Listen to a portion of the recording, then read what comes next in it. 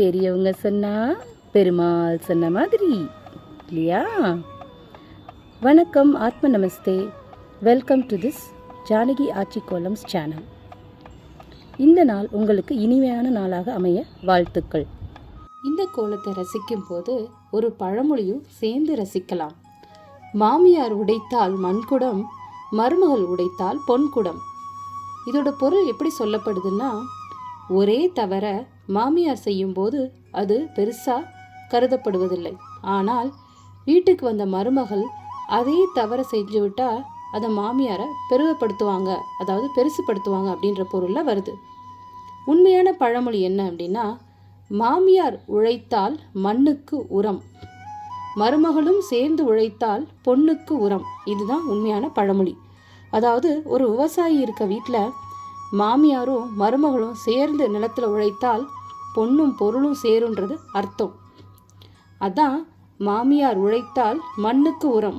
அவங்க மட்டும் உழைச்சிக்கிட்டே இருந்தாங்கன்னா எப்படியும் நல்ல வருவாய் இருக்கும், மண்ணுக்கு உரமும் நல்லா கிடைக்கும்.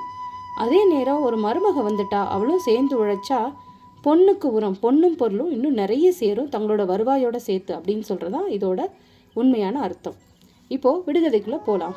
இன்னைக்கான விடுகதை, முத்துக்கோட்டையில மகாராணி சிறைப்பட்டிருக்கிறாள், அவள் யார்? இது நம்ம டெய்லி பார்த்துட்ருக்க ஒரு உறுப்பு தான். இதோட விடையை கமெண்ட் பாக்ஸில் போடுங்க. இன்னைக்கு இன்னொரு விடுகதையும் சொல்கிறேன், அதையும் சேர்த்து போடுங்க. கூரை வீட்டை பிரித்தா ஓட்டு வீடு, ஓட்டு வீடை பிரித்தா வெள்ளை மாளிகை, வெள்ளை மாளிகைக்குள்ள குளம். இந்த பதிவு உங்களுக்கு பிடிச்சிருந்தா மறக்காமல் இந்த சேனலை சப்ஸ்கிரைப் பண்ணுங்கள், ஷேர் பண்ணுங்கள், லைக் பண்ணுங்கள். இந்த மாதிரி புது புது சின்ன சின்ன அழகான சிக்குக்கோலங்களை உங்களுக்காக நாங்கள் அடிக்கடி பதிவேற்றம் பண்ணுறோம். இதை சின்ன குழந்தைங்க கூட கற்றுக்கலாம். நம்ம பழம்பெருமையான, அதாவது நம்ம முதியோர்களோட எல்லா திறமைகளையும் நாம் தெரிஞ்சுக்கிறது நமக்கு பின்னால் ரொம்ப அவசியமாக இருக்குது.